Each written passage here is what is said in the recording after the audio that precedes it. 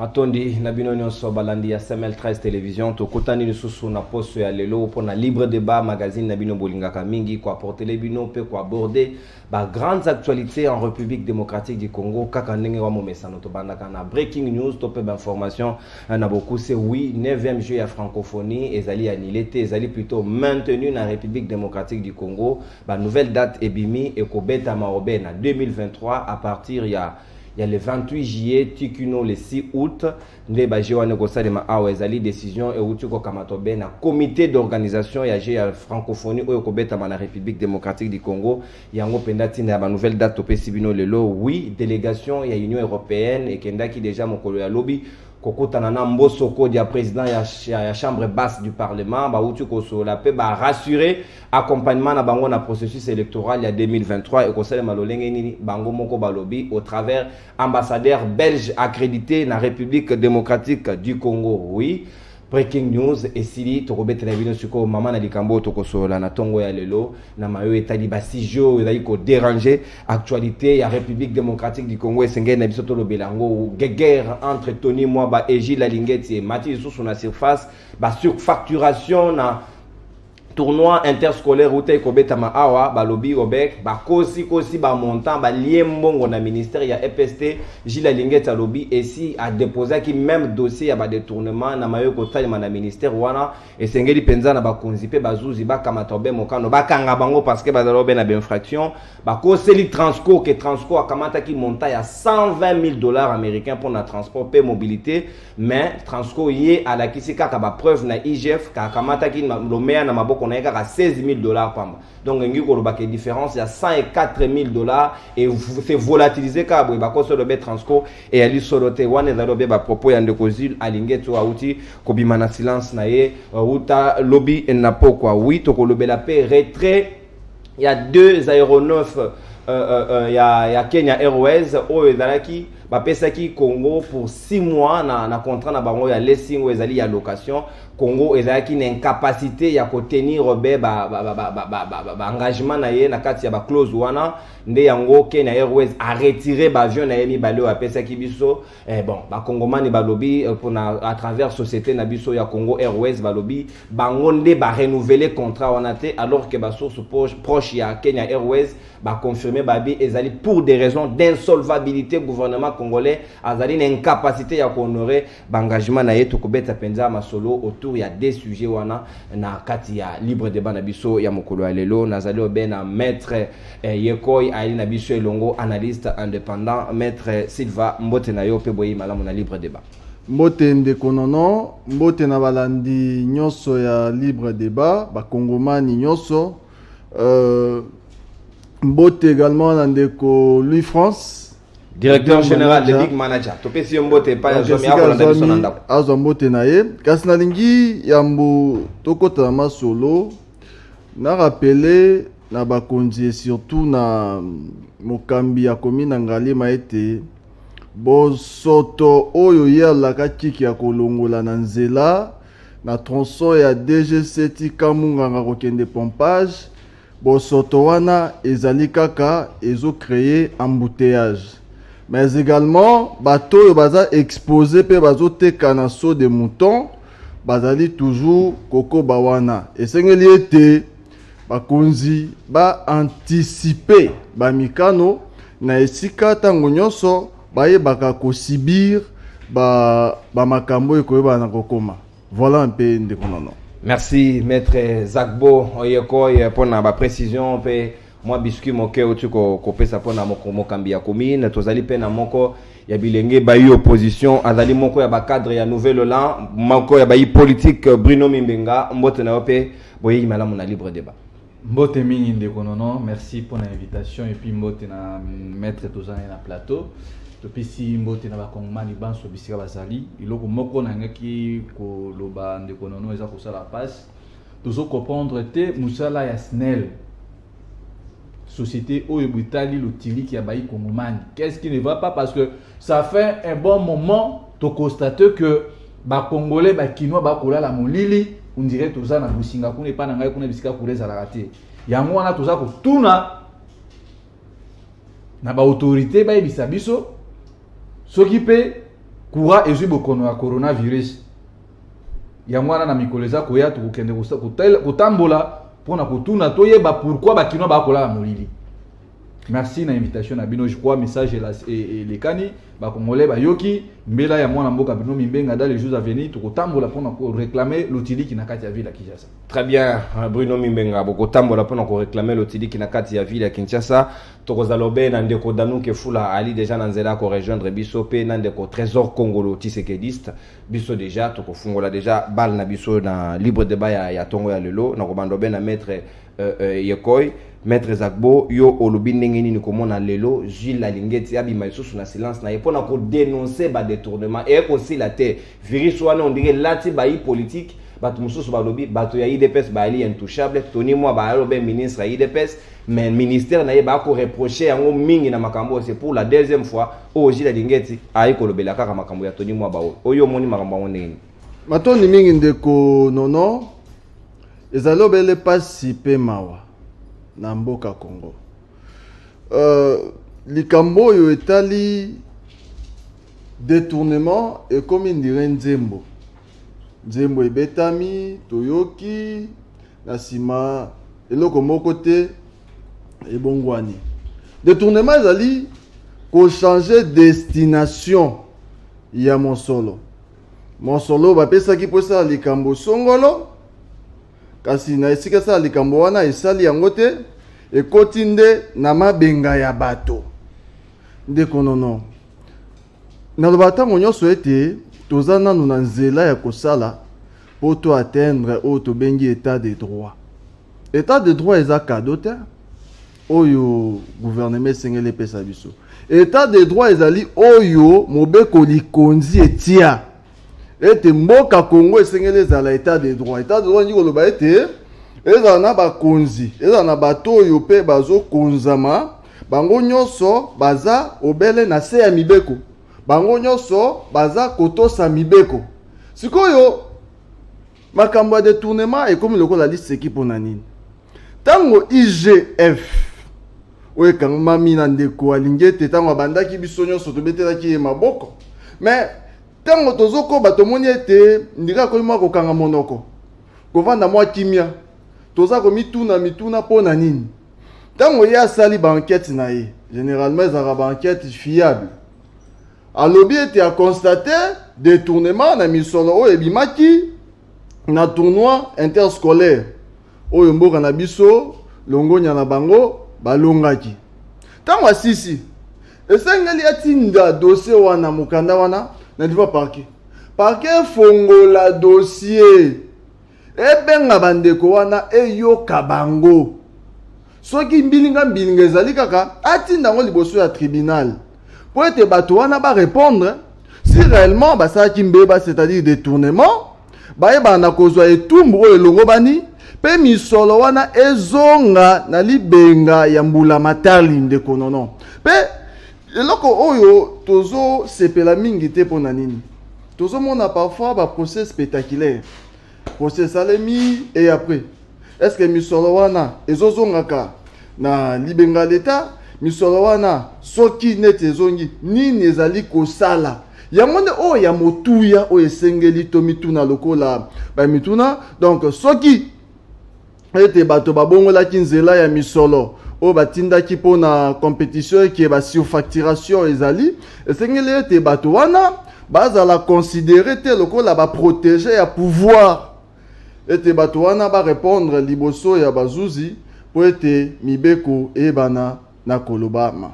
Merci beaucoup pour être mibeko ebama na kolobama pona bato na ba répondre liboso ya bazuzi ya yobe conclusion ya maître Zagbo Yeko tout à l'heure na mayo etali détournement pe ba surfacturation na jeu un tournoi interscolaire ou te ko betama awande ko Bruno Mimbenga na ko katso bena ngambo na yo mon nom s'il vous plaît na ko katso bena ngambo na yo moni ndenge nini mayo to koloba tout à l'heure au CP toté na ndenge jila lingeta ko dénoncer sous pona balani bale. Merci ndeko nono. Omoni yeko sala biso passe parce que IGF oyo boye bandeko na biso ya 10e rei ba bandai ko beta to lo butu moi IGF ko sala musala batu nyos ba moni musala IGF ko sala problème est-ce que Zali est-ce que Moussala a joué la linguette ils ont la respecter pas Bazouzi j'ai la linguette na côté naie na ngambu naie a kosala Moussala a côté ali sobena poisa botala bamiyibi bambo oyo boy ngana sali Moussala na ngai maintenant c'est au juge batala dossier par dossier ce que sengi ko katela mutu na mutu etumbu azwa mbano naie mais kuna tozomona comme si complicité moko eza kosalema entre Bazouzi na batu oyo boy ba koyiba mosolo parce que ce n'est pas pour la première fois que batanga kombo ya ministre Tony Mwaba na makambo etali détournement ya mbongo. Alors tozomituna parce que maître Tony azali moko ya kati ya lingomba UDPS ou bien union sacrée ou bien avant chéri azali ministre ya république. Non, à cause de la ministre de la République, mais à son appartenance politique, il y a beaucoup de tout dans des non. Parce que ce qui réellement, qui n'a besoin que Mboka ait passe, c'est la justice qui élève une nation. Batou loko la batoni moi qui déjà démissionné et puis qu'on transféré devant Bazouzi. Parce que tout le monde à l'époque a Awaboy.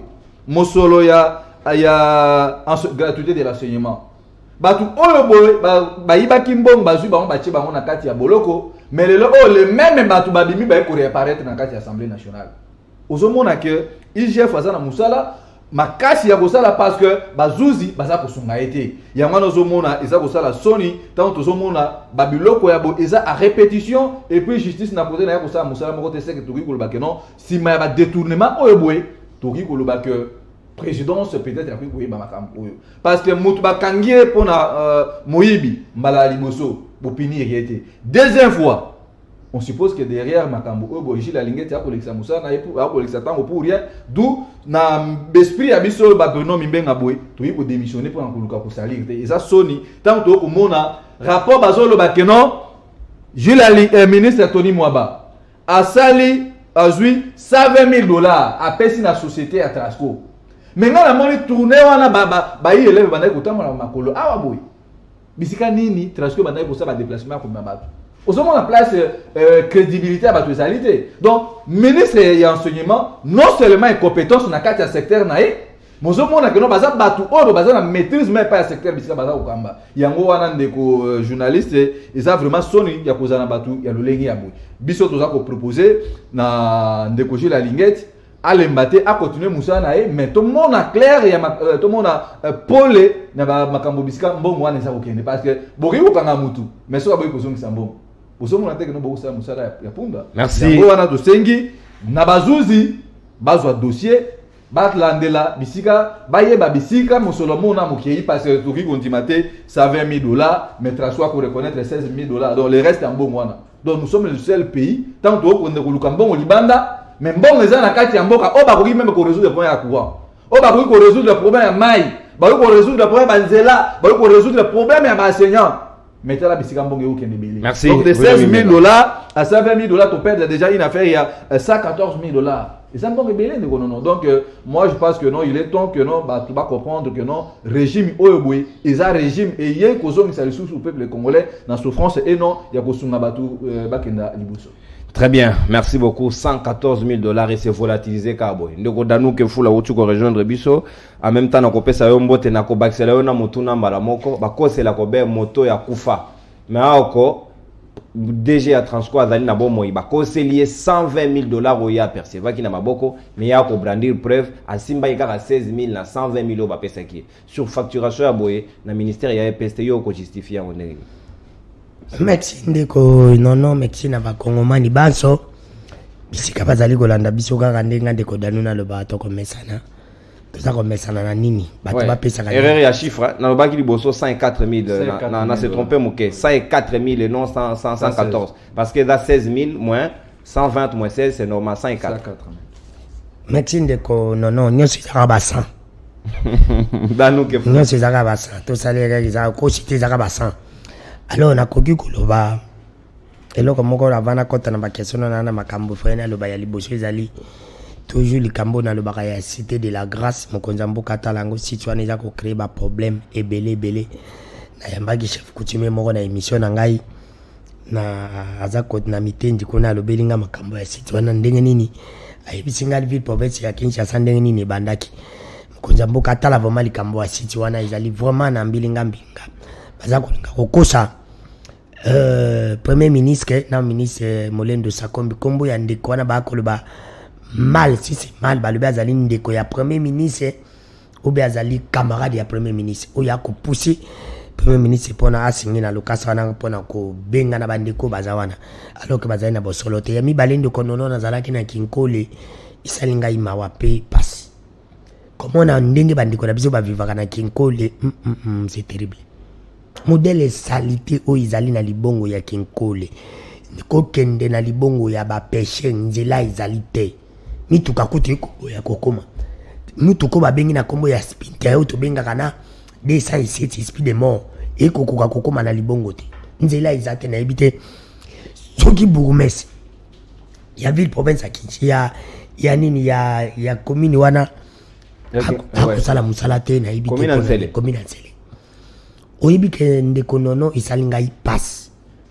et balobi azali mona mwasi soki azali ndeko angobila soki ngobila mutako protéger babiye kuna za intouchable akotakiswa na commune ya Kinshasa soki lingwala basali transfert kuna c'est inadmissible na longo wana nazongeli pa ndeko ngobila baki biso Kinshasa centre ndeko ngobila akosala musala ndeko nono liboso ya aéroport ya Njili soko leke aéroport ya Njili muke ezala libulu moko ezala kosala rage bakobenga ngo tobola pneu nami comprendre mais pourquoi libulu ane kotobola pneu ya bakonzo bakendaka chaque jour bamateko po Njili na leki wana na vitesse ndeko nono na posa na kamuke na L ya boy pas et tobolinga te pneu pas na vitesse pneu ba pneu nyoso ba moko kanisi ngobila malamon na ye na matiti kota ba musulman na tie mutukana na luka moyen na 19 na luka koma ko ya kozonga kozomba de pneu na sima na ngana tiki garamel na ngana ute kozwa na zonga bi dan bo viva kare kisasa nga bilobo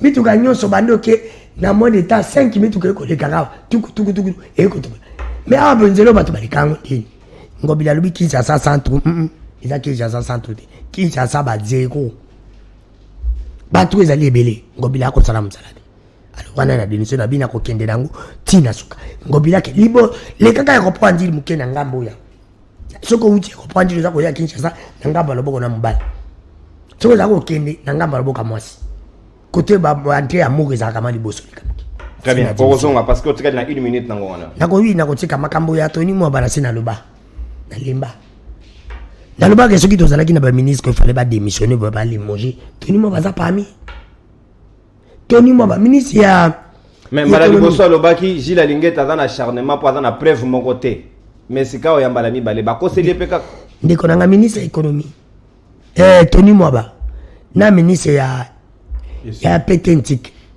3 ministres on fallait ba la ministre fallait ba limoger bango ceux qui bango ba boye ko démissionner mais je m'excuse Tony Mwaba tika la ministre pour Tony Mwaba za ministre IDPS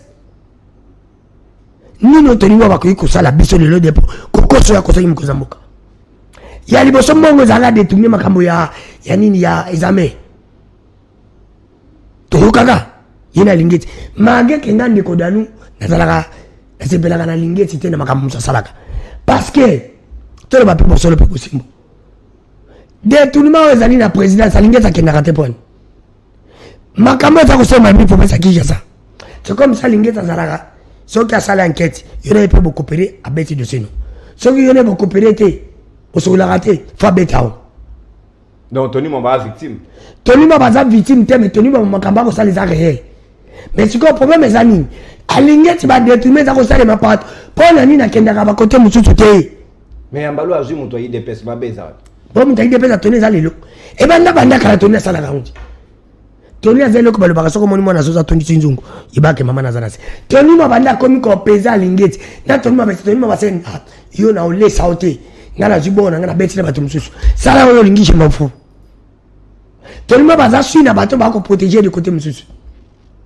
alingeti pa ko sala ko pa bike ngai pa Tony Mwaba kon na zoka ba biloko na ngezo ngakate on comprend c'est pour te dire que non na ibiso na bosolo pe bosé monde ko ngai alingeti Tony Mwaba ngande ko danu nazaka na mona kango ija fo ezali ba benga oni protéger ba intérêt ya ndeko Chilombo alingeti solola na bato bakoyiba récolte commission zonge pa biso toluma basa yebi na yeke ngai alingeti yondo zawana epa na nga ozana poité merci na kobeta na bato na beta parce que on a ba preuve ezaliti ouais $16 000 ezali preuve ya 30 tala eloka liboso yango ba photo bandi ko ba balance to suka pla dossier oyoka to suka pla dossier minduki ya limité dossier nyoso oyo bato IDPS ba ministre IDPS oyo muta IDPS azana kati na mboko ibu ça les côté différence là tête Kabila na Félix Carapé qui va taper PD sur le dossier d'abord parce que battre tant aussi IDPS palandi deuxième dossier oyo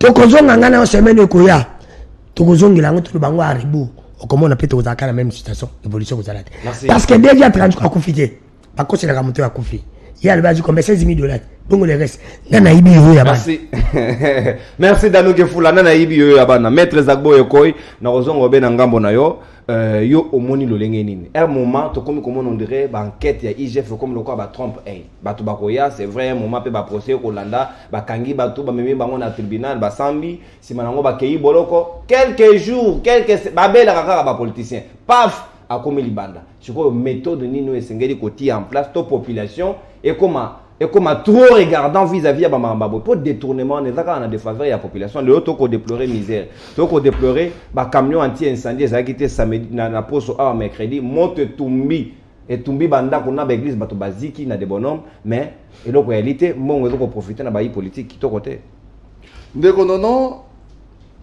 namboko mibeko ezali le retikali kaka ezala appliqué.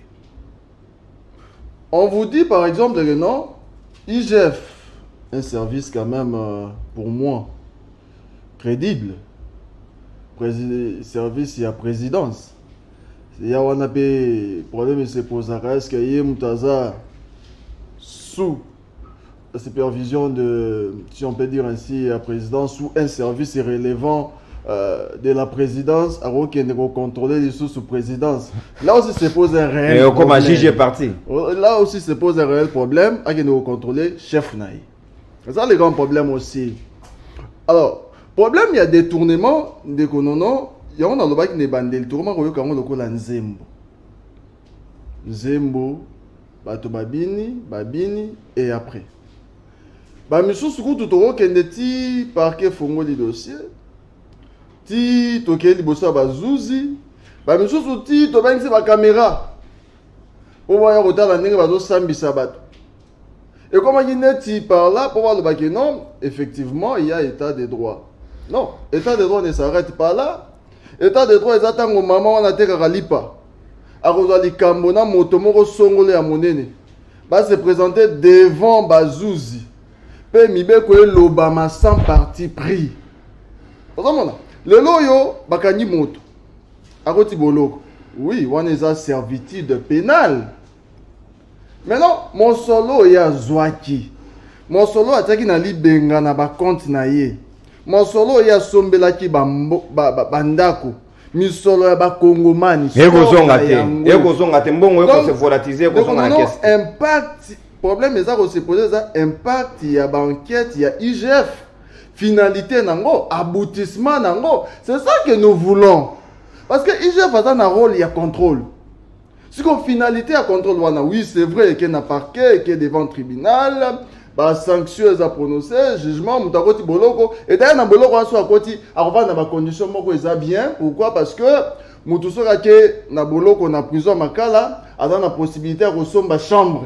Quand on reçoit une chambre bien, au canal Satezali, oyo, bah, il y a nyonso ezali, nga na kenda la politicien moko na makala, mais j'étais étonné. Azali na canal Sat, ba téléphone na ye, mbetu na ye ya malap, donc il était là. Oh, yezanga ki ezali kaka liberté. Et puis na makala, je me pose la question. Prenons prison makala parce que comment c'est PRK, et ça na centre de santé. Pour nous ba soigner bango kuna te. Soit soki makambu ya santé te po abima na mboka, soit à rezoa libération conditionnelle, soit à reçoit grâce présidentielle. Mais quel est l'essor? Ndeko lobby tantôt, il y a eu un problème. Ndeko Mosusu Kangamaki a eu libération conditionnelle par après à Zoni dans l'Assemblée. Là aussi, c'est un autre débat du droit. Donc, moi, l'étargie, moi, je suis un chef de la population. Bango peut on dirait que c'est pas la pratique et na ezala nango kaka bongo. To komisi yango normal, mongo ko yibama, bako kanga batu, bako libérer bango kaka boy. Likambo ete population za ko assister tout simplement de manière impuissante. On dit population à Salaboni. Peut-être là cette démarche autre que ça les a ko marcher. Mais moto côté bologo. Bah ça va démarche par la libération conditionnelle. Par après toi la longue population à s'impliquer dans ça. Azui par exemple les grâces présidentielles. Oh non non, bah, c'est trompé. Population à s'impliquer en quoi? Maintenant les grands problèmes pour moi, les sorts. Il y a Mbongo et Motoana Azouaki, autant de millions. On se rend compte finalement que Mbongo est dans Mboko. Que tu vas zoater, tu vas zalater na baka ya grève. Ndenge ba batangi sinabiso baza en ce moment. Tu vas zalater ndeko nono na ba situation mususu oyo komela biso na tango oyo pendant que bato bazo kufa. Bato bazo kufa na minduki, bato bazo kufa na ba train, bato bazo kufa na ba pont, bato bazo kufa na ba incendie. Donc dans toutes les manières possibles et pendant ce temps-là, ba misusu prennent les leaks quand même, il y a qu'au détourner. Bon, je parle à l'hypothèse parce que jusque-là, ils ont bénéficié encore de la présomption d'innocence de Nabiso Oyotangiwana. Tous là, avec espoir que cette fois-ci, et qu'on a compromis parce que République est allié parti politique était compromis qu'on soit maté dans un bureau au Banderomi Balé Bakovanda, mais cette fois-ci, le droit sera dit. Ndeko lobiawa, ndeko wana transport koufité. Donc au niveau du parquet, qu'on a un mécanisme, on va bien avoir une confrontation. Et par là, et même jusqu'au niveau du tribunal, il y aura cette confrontation-là pour vérité à la établie de Kononon. Ça, c'est de l'argent du trésor public. Donc, nous avons intérêt, il y a comme on a vérité sur ces points-là. Merci, Maître Zagbo Yokoy. Ce que tu as commis, tu as priorité pour la Konzi à Congo et à la Robin Nini. Ah, comme professeur, balobi, baro kita nanzela. Professeur des universités qui nous la marche. Faut amener à lembi, et l'autre ko ça le matin, a ko ça la marche. Moko kambongo ya l'état, ba pesi yango, bato ya masano. Pe bato ya masano yango ba gérer yango bien te ministre lolenge ya boye. Ndeko Bruno Mimbenga, yo esengedi na bakonzi, topé population, ba ça da nini exactement pour que ba pratique yo comme on dirait loko ya soni motakoki ko ça da yango isuste. Oui, merci Ndeko Nono. Oyo boyeza toujours pour assister à le peuple d'abord, comme il slogan créé, comme d'abord les immeubles, d'abord les voleurs, d'abord les ventres. Les ventres d'abord, les familles d'abord, les copines, les copinettes jusqu'à ceux qui wapi. Problème est liboso, au tout ça dans le monde de Konono. Moi je dis c'est une malédiction le jour où M. Félix Azwa qui a prêté serment, comme M. Mokonziamboka. Problème est liboso, Félix c'est un mauvais gestionnaire. En dehors il y a incompétence. Il y a makambo ba pour ça. Donc na mbeba ya Tony Mwaba bango malamu na moto. C'est ça le vrai problème. Monsieur Félix comme étant président de la République. A ponyo commandant il a liboso problème est casting. Son entourage. Il est entouré par les tocards, tout le monde bazawana, bazo ba rôle na bango te ba pour ça na la société.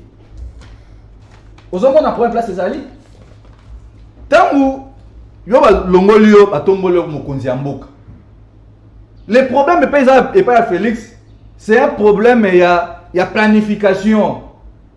Comment dire? Dans le président de la République, il faut la concepteur, il y a un programme. Mais ce n'est pas le cas, il n'y a pas Félix, c'est toi tu l'homme. Il y a un gros boto, comme on a casting, il y a M. Félix, c'est ça ma bé. Parce que tout le quoi, Tony Mwaba. Bah, ministre, parce que le ministère local, il y a enseignement, ce sont des ministères, des ministères techniques. Ils ont maîtrise du secteur. Liboso bakangi la lignette pour un détournement makambo mosolo. Bake coopérer dans un bureau privé, il y a des militaires à IDPS. Ba on misatu. Moko za na IDP, moko za na IGF, moko za na ministère de l'enseignement, moko za secrétaire général.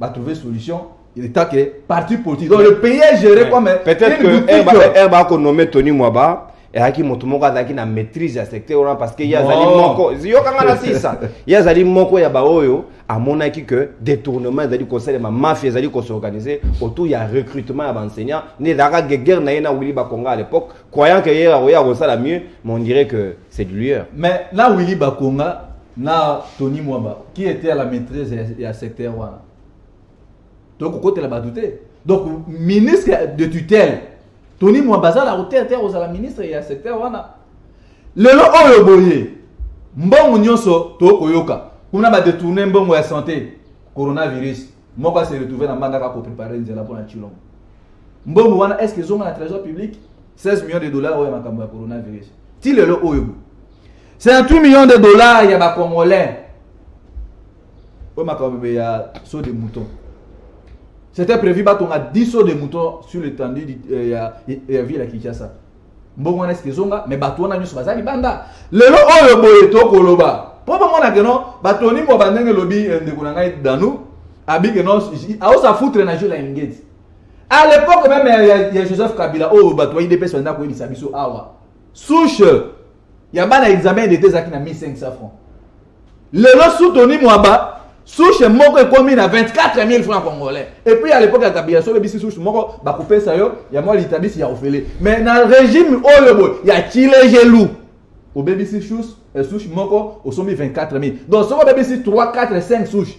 Donc multiplié par 24 000. Alors to somi tout na mbongo wana nyonso so kende wapi. Ya moko na zo bengisa ba finaliste.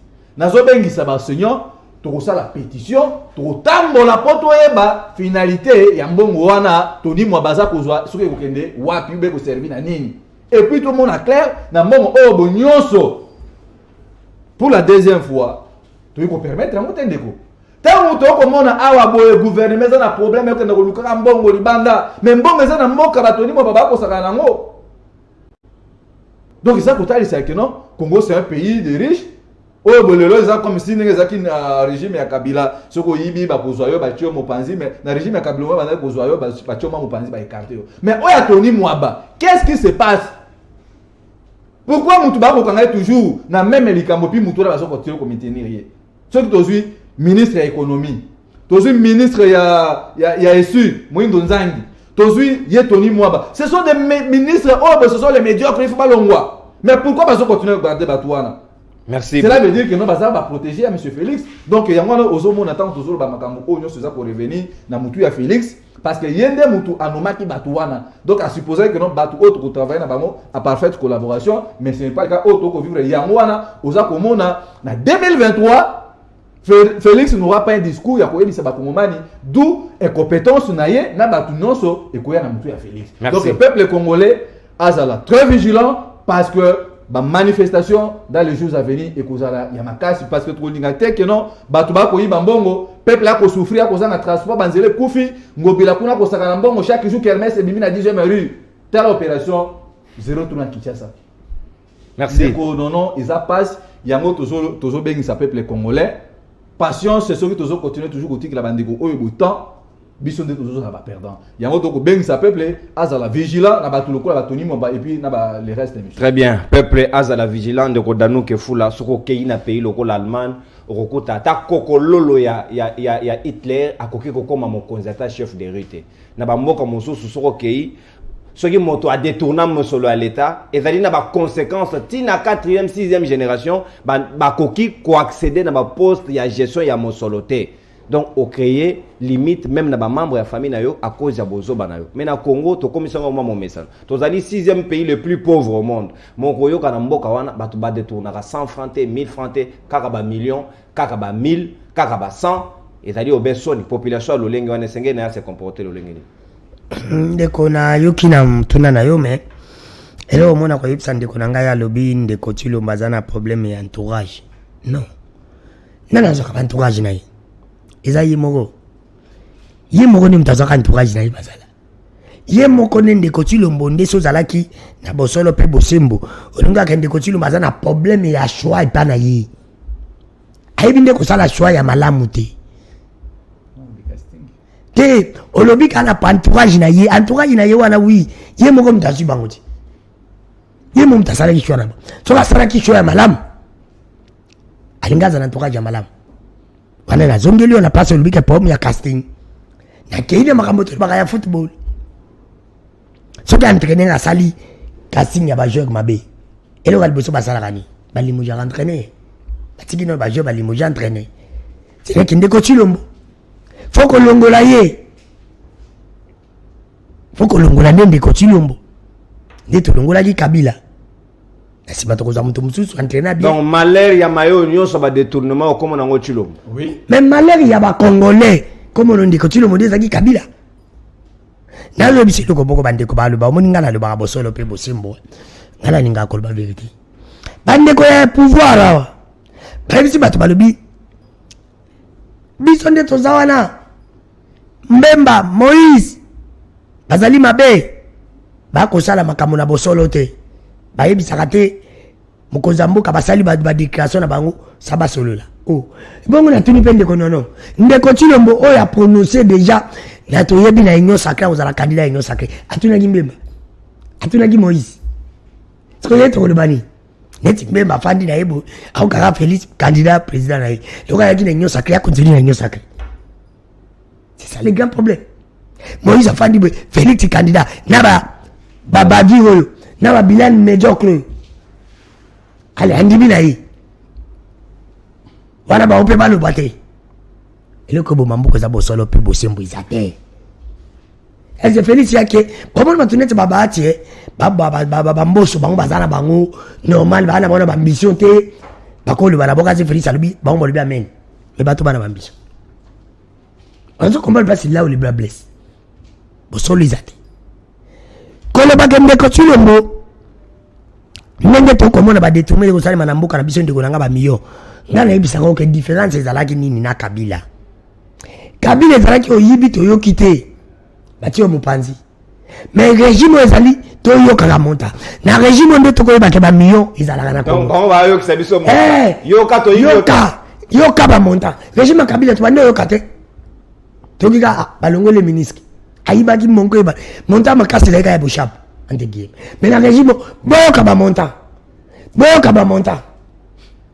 c'est ça mabe ya régime ozo comprendre ndeko na ngai na bosolo pe bosembo siko mabe ya ndeko Chilombo ezali nini ndeko Chilombo azali chauffeur azokumba bamasuwa libanga ezalaki liboso ya moninga tutanaki mais ye pazoya na moswa aokendeka kota libanga na pa tuta bato siko batalibani na misu bakokana libanga ezalaka awa atuti libanga siko yebisanga muta bongo atuti libanga azosenga bino susu bopesa ngai su maswa mususu nakende Pasa na monini. Merci. C'est pour te dire que pesa ndeko Chilombo deuxième chance na Congo ezali kolinga koza penza ba congolais ko boma pas ba congolais mais ko boma Congo. Ozo combat. C'est quand même trop fort. Moto ali na vision ko kumba mboka comme ça mboka allemande d'Afrique ko lo ba ko boma mboka. C'est grave ça. Banda vision ngo ya. Ndeko Chilombo bazali nyonso, il est intelligent, il est tout ce qu'il est, il est beau, je peux dire tout mon frère. Mais azali capable d'être oyazangi za koja président Congo pour le moment. Merci. Azana nyonso, il est intelligent, il est beau, azana tout. Mais oyazangi zali koza la président ya Congo actuellement. Président Congo actuellement, il est président à cause de nos camarades de Belé. Parce que na Congo mabe ils allaient belé. Président Congo à cause de la Oyo ana mutima munene te. Président Congo actuellement na président ko lakate. Président Congo za président ko sala ba dépense belé te. Président Congo za président ko voyager belé te. Président Congo za président ko tshaba institution dans la budget mo ya makasité parce que tu as mboka mo ya souffrance. Président Congo actuellement la président ko za sacrifice. Pour mboka tomba malobi. Mais de continuer bazali président oyo toko zoye na Congo on a 2040. Mais ça peut même 2100. Ozo comprendre. Mais c'est côté parce que ya za muto ala mutema munene. Ala mutemo alingi na voyager alingi vie. Alingi lix. Pas coller na lix. Ozo comprendre. Alingi azala bien. Mais Congo tu as besoin président bongo te. Tu as besoin alingi no sacrifice. Merci. C'est tout dit que ndeko nanga tout zomi na makaba détourner za nango le côté nazo lo bande ko nono bande ko nanga bazawa to ko bebisa malobe belé to ko zonga na biso to ko loka makamba to e ko le kaka boye to ko ma dimanche to ko ma lundi ele ka ba ko lemba me ba ibagelo ko moko 2006 2011 2018 et 2023 merci Dano Kefula très bien parce que on kinena ndeko nono na chité on tu ko yoka awa que bandeko bakufaki na mai ba député provincial ti le ba bimisi bango ba no ya mamukonza mboka banzo ya mukonza mboka oyo kutu bango baza ba député provincial baleka tangana yo mais na moni chef kutima ko boka makasu pana biso na masanga po bilimo ba bimisa bango ozo comprendre lelo to yo ki Kenya boto des avions PC Congo. Merci Dano Kefula ko yibanga maloba na monokote yango nde deuxième sujet to siko yebi sangai s'il vous plaît gardez ma cartouche ah ndeko nagai. Merci. Coopération, autopé partenariat aéronautique, il y a République démocratique du Congo, la République fédérale, il y a Kenya et Kotambola Malamu Mingi. Mon collègue a lobby déjà vendredi. Des avions au Monaka Mokonzambo a signé na homologue na ya Kenya ba signé ba accord bilatéral pour permettre ba Congolais ba assurer mobilité na bango lolenge penze longo bani na Congo Airways ba avion mi balé ba retirer ki yango lobby pour raison d'insolvabilité pour na ba Kenya mais Congo Airways pas ça de communication na ye lobby c'est pour des raisons d'opérationnalité. O bango ba renouveler tes contrats il y a 6 mois en location ba moni simbité nde yango ba boy maître yokoy na ko bandobe na yo omoni lolenge kani façon oyo ya gestion auto komona ya mbaloyo ba bi ba avion yemi balé ba kokoy ko somba 7 mobimana Kenya Airways mais yemi balé ngo mi balé yango na location tozali na incapacité so to se fier la maloba bango moko ba Kenya tozali na incapacité ya ko futa to pe ya ko honorer ba engagement na biso et singela ki bango ba rompre est-ce que ba sali mabeto malamu ndeko nono ya mona ya nola na motuna wana na rebondir mpona oloba boye oyebi ntango tozoloba ete responsabilité tozomona kaka chilombo parce que biso tovota Tony Mwaba te. Supposons on parle dans l'ensemble. Tony Mwaba a été nommé. Donc biso tozomona kaka songe mutu. Parce que non, il n'y a pas de mauvaises troupes. Il n'y a que des mauvais chefs. Donc, moto na mokola lelo, toza ko retomber na même hypothèse. Où ils ont été zinga na ngai, nazata na bato zomi na mita noté, oya malamu, oba koki ko sunga ngai ko kamamboka. Donc Congo mobimba oyo, tozanga bato ya malamu ba koki ko accompagner bakonzi. Mais responsabilité zoto parce que yo moko mutute a ebisio yo moko zo pona bato moto yo boye et surtout ce kazali moko ya lisanga ya politique ya lingomba ya politique na yo. Donc na Congo ba poste comme ba récompense politique pour bozaka na ye sika moko bokola na ye bosala na ye boye bozaka wapi ale ozwi otie sika songolo wana ndezo sa pasi pe pasi wana bango bazoyoka yango te ezali ngai na yo na bandeko na bakongomani nde tozali kosibir pasi wana du jour le jour tozo tika te ndeko nono ya kufela bandeko na biso na balolenge nyonso. Siko na o etali makambo ya partenariat. Respect à l'engagement ya Congo ya République démocratique du Congo na ba partenaire na ye. Makambo boyeza soni. Eza vraiment soni makasi pona mboka monene lokola mboka na biso. Parce que tant bosali ba engagement ba accord. Eteni na eteni eza na ba obligation nango esengeli etosa. Ngamboyo bapesa bino ba avion, ngambo musu bino bofuta ba misolo. Donc les obligations bilatérales de konono. Sikoyo ba version ebimi mibale. Ba oyo ba boy ko renouveler, ba oyo ba lobiete, ba dans tous les deux cas ezaka soni. Pomboka monene lokola Congo d'abord. Tu vois bando defara ba avion tende konono. Donc les alliés vraiment soni makasi. Donc toza na incapacité.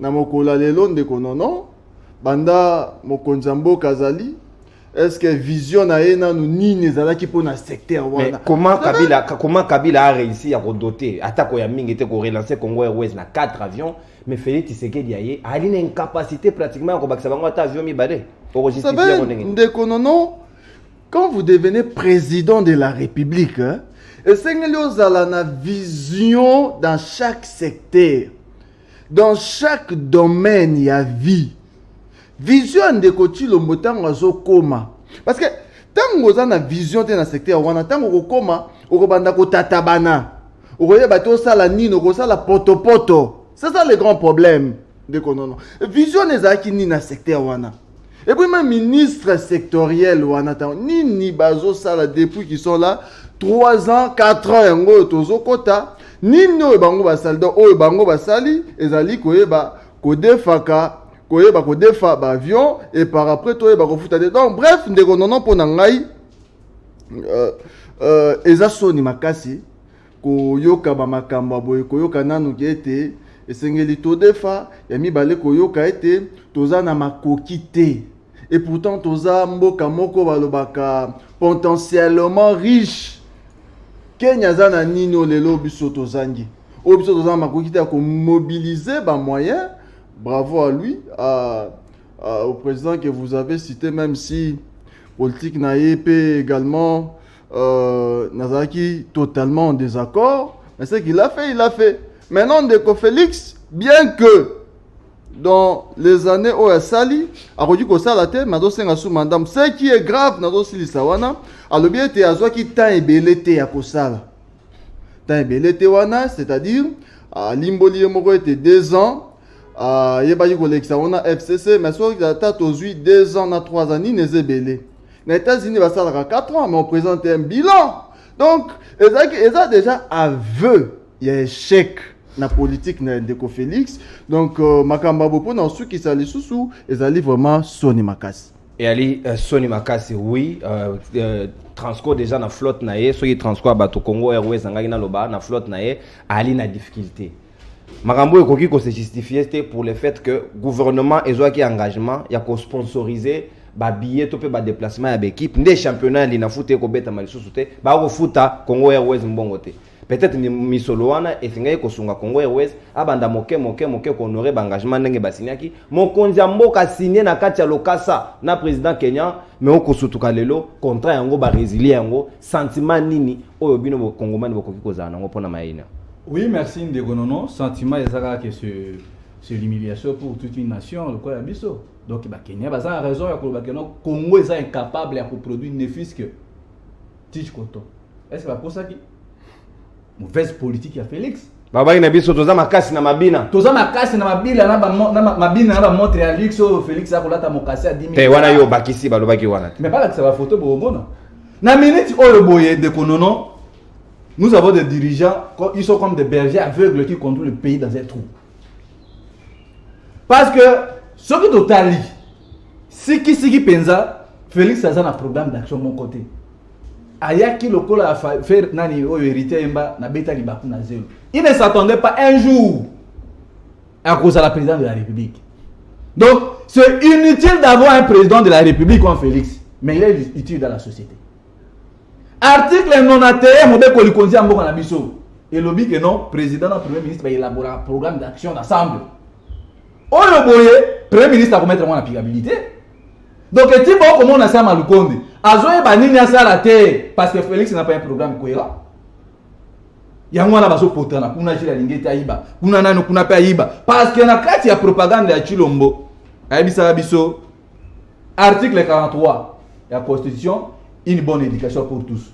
Article 103, logement décent. Article 48, aux hommes, on a tout le temps, on a vraiment Félix a la propagande.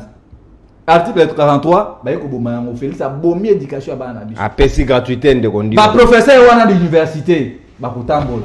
Ngai pa nazo bonga déjà ba élève ba finaliste, to yeba pourquoi le 24 mai oyo boye, to ni mo ba tie yango, ai bisa biso pourquoi nécessité nango. Article 48 et 47 et ça l'application de mais nous sommes à Félix et Bisabi sur la propagande nae ne konono soki to keli sous musika DG à RVA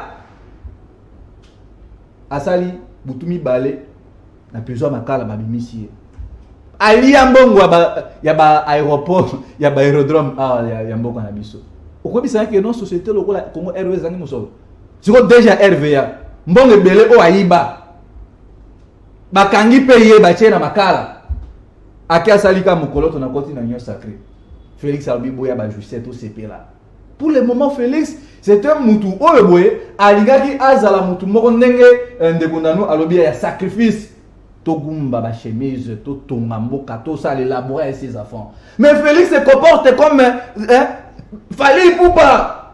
Ako kanga ba selfie. Oh, yo za na problème na Fali. Yo wana zo tambola. Na bilamba ya talo ako ngira bonzenga. Ba ko yebisa biso teke to linga musique pourquoi? Un président qui se comporte comme ça. Tandis que mboka za na problème. Bazo détourner du jour au jour au lendemain au Koloka ba million. Kuna ba milliers. Auto otuna pe na mboso. Aïe biso motivation nini oyo boba député ba ko toucher $1000 ya carburant ya ba palissade ba pesa bango tandis que bazana salaire à 12500 alors que ba professeur ba tandis que ba professeur ba député o azana retard ya moye molimate boko bakisa so $1000 et dali bisoté et dali ados no mas na ko sala ba révélation ana boko no luka yebo vérifier $1000 de plus soko multiplier fois 380 au bazali près de $380,000 et c'est volatilisé carabo. Donc, na $1000 wana ba pesa bango par semaine. Donc, par mois, ba zo $4,000 sur to multiplié par 380 députés et so pesa biso $1,520,000.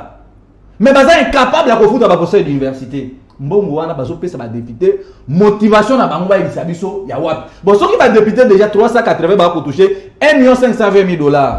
Ba palissade de ba sénateur wana payé. Na ko ka soni na komona mutu kwa mboso na baati lukwebo ba ko se féliciter na musalo ba ko sala ba ko ba ke session otozongi chaque mercredi to bana sa contrôle alors 3 heures et tout suko bana sa contrôle te bando bongis Félix Tshilombo c'est le malheur du Congo Félix la malédiction pour le pays yango wana ndeko journaliste toza ko sensibiliser ba cher Félix a organisé l'élection te Félix partira. Très bien, très bien. Il faut que nous remplir la condition de deuxième mandat. Nous exécuté deuxième mandat dans la vision. Est-ce qu'il a consulté Jean-Pierre Bemba? Parce que, biso dans le peuple, tous les gens biso, muto groupe benga Félix n'a prouvé ça Jean-Pierre Bemba. Merci Bruno. On consomme 5 minutes na yo to komi na suka. Et tu as 5 minutes à Danou Kefula 5 minutes na yo pour que to boucler libre débat mokolo alelo yo komona nene. Ezali soni to honneur. To ko kamata ka engagement mais to ana incapacité ya kokoma tina suka. Comment ça on va nous respecter na Afrique au biso to zali na vocation aux la puissance na lolenge ya kosala la. Ya kosala oyo. Abi ndeko na ngai Kabila za mabe makasi Kabila aiba yombo Kabila za mabe makasi mais mabe na ye ekomisi bato ba raisonner na mabe.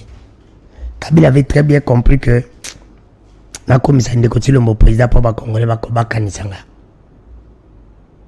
et ça le lien ndeko Félix qui est mon président a pousser na biso ba congolais nyonso c'est Kabila ti candidat ba te ba voter Kabila alors que Kabila za mutu kututé congolais ko voter et ça par rapport ya ndeko Tshilombo ndinga ko gérer et Kabila avait très bien compris que a comme ça ndeko Tshilombo président poto kansai et calcul na isimbi ndenge Félix asali Congo bato ba kanza Kabila alors Kabila travailla mabe makasi. C'est pour te dire que ils ont participé. Kozambuka neti Congo ndeko nanga Kabila abomi mboko masomba yi avion. Tu comprends un peu? Asali Congo oui. Félix aye a défait avion. Mais avion ne ya kawati. Ba botolian. Bandiko bagangi 7 avions za ko ya bomona mibale. N'est-ce pas ça moi dinani? Avion zongi. Ezongi pende ko na niveau ya Congo na niveau ya Congo zani États-Unis d'Afrique toko defa avion na Kenya ndiko na ngai Congo za incapable ya kusomba avion. Est-ce que ndeko Tshilombo somba avion te na troisième somba avion te ya imoko il faut la vérifier il y a cause en somba ba Moïse Katumbi ba na avion Kabila est un avion. Mais Congo est un avion. Congo est un avion, il a cicaté. Ben individu, Avion, il a un avion. Il y a un monde qui a un message à Nango. Oh, qui sont dans Nango, il est à Congo. Samuel Eto'o. Samuel Eto'o. Il y a aucun coup de Samuel Eto'o. Il y a des avions, si je ne me trompe pas. Jet privé d'avion. Il y a mon nini.